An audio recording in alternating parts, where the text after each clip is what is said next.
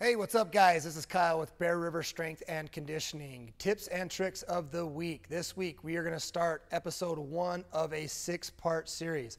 Okay, the goal by the end of the 6 weeks is to kind of help you understand holistically what we are trying to accomplish at Bear River Strength and Conditioning. So this week's episode, we're going to start things off with the theory of supercompensation. So what we mean by that is how to not train yourself out of shape. It is possible to do that, all right? So how we're going to explain this is in the form of a graph. So we're going to take two variables here. We've got a nice graph here. This first one, we're going to relate it to time. Okay, so in our world, we'll make it simple. We'll just say Monday, Tuesday, Wednesday, Thursday, Friday, and Saturday, something like that. Okay, this variable over here on this axis is going to be level of fitness. So what you can think of this is up here is the fittest person in the world. Down here, person that struggles to get off the couch, super unfit. Okay, we'll just call it that. For all of us, we're probably going to live somewhere right in the middle, right? We're all fit. Could be fitter, obviously, but we're obviously able to get off the couch. We're able to get in the gym, do some awesome things here. Okay, so on Monday, we walk into the gym. Here's what happens with your body. When you come into Bear River Strength and Conditioning and you do your hour-long class and we put you through hell, what's happening to your body at that time when you were here is not good. Okay, we are breaking down muscle tissue. We're putting your body into fight or flight mode, your nervous system into fight or flight mode. We're essentially damaging your body. Okay, so from a graph standpoint, over time, your level of fitness goes down. Okay, think of it in the sense of today's workout, for example. We've got thrusters, pull-ups, and burpees. Okay, a lot of movements that cause you a lot of pain. At the end of that workout, most of you guys are going to be laying on the ground. I could walk up to you and say, hey, let's do that again. You'd probably shake your head no and say, you know what, I don't have it in me, right? Well, that's because we've damaged the body. Okay, so what happens with the body that's amazing is this response to the stimulus. So you have this stimulus of attacking your body through physical fitness in this case. Your body starts to recover and it goes into repair mode. So it starts to work its way back up to getting recovered. And along the way, as it gets recovered, it's talking to itself and saying, hey, whatever that was that you just did to me, I don't want that to ever happen again. So as it works its way back to your baseline level of fitness, let's say Tuesday happens, as long as you do everything correctly, you're going to have a brief period of overcompensation, so supercompensation, okay? The body over-recovers. The lungs absorb more oxygen. The blood takes in more oxygen. The muscle tissue gets bigger. That's how you get more fit. That's how you get more lung capacity. All that stuff happens because of supercompensation, okay? So that is the point in when we would want to train again. So let's say Tuesday happens. We would want to get into a supercompensated state, essentially walking in over-recovered from the day before. Okay, now this isn't a feeling of soreness. This is an overall supercompensated state. So you can still be a little bit sore and be in a supercompensated state. Okay, our goal today, or throughout the course of the working out at Bear River Strength and Conditioning, the rest of your life really, is to train in supercompensated states. Okay, it's really hard to do, but it's possible. So what's going to happen in this setting? Let's say that person that was successful in their getting into a supercompensated state, they're going to train supercompensated. They're going to attack the body again. They're going to over-recover. Supercompensation happens, attack their body again, over-recover, supercompensation happens, and you'll notice this graph is on a slight trajectory upwards. So in the level of fitness world, as time goes on, you get more fit.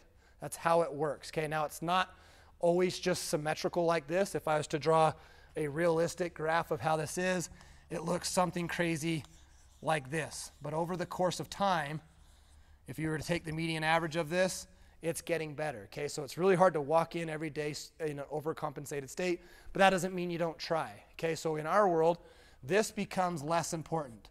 The workout isn't, it's important to us, don't get us wrong, but it's important because of the response that we get to the stimulus that we put you in here, okay?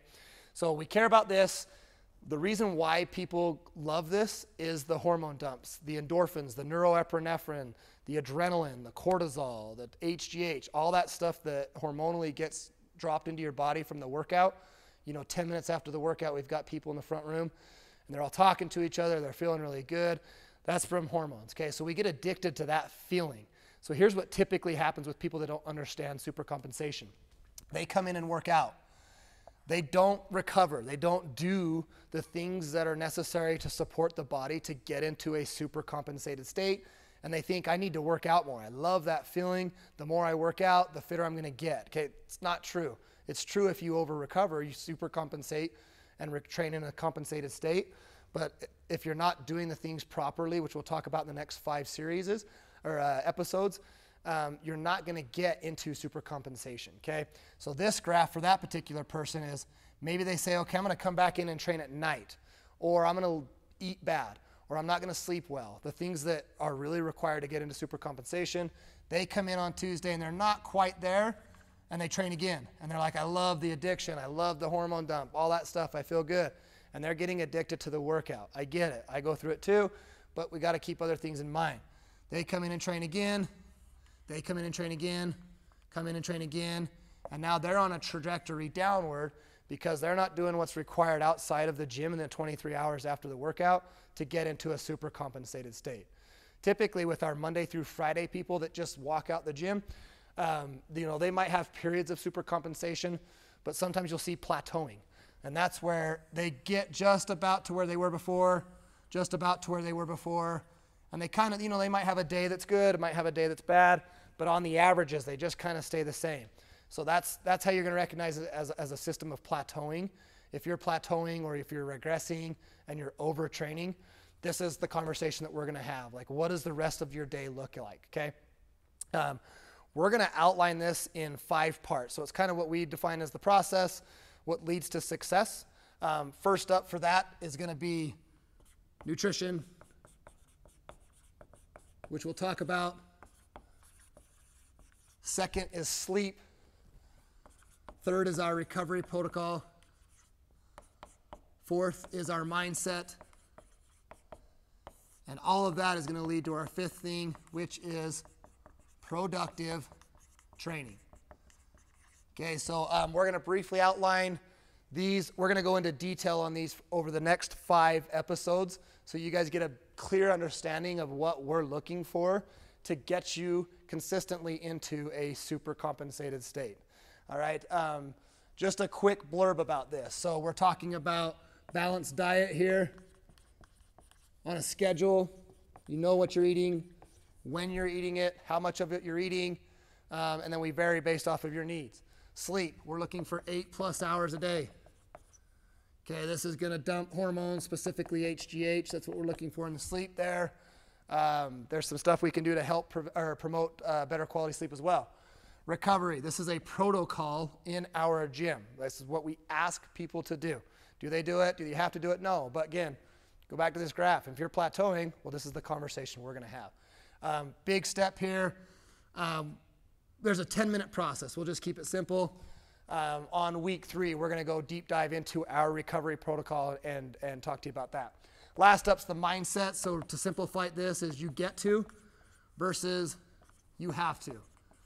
Okay, again, all we're looking for here is try to find the positives in life. Don't let the negatives bring you down because that will affect your ability to get into a super compensated state. If you can attack all 4 of these, accomplish all 4 of these, chances are your training, what you're doing in the hour here, is going to be productive.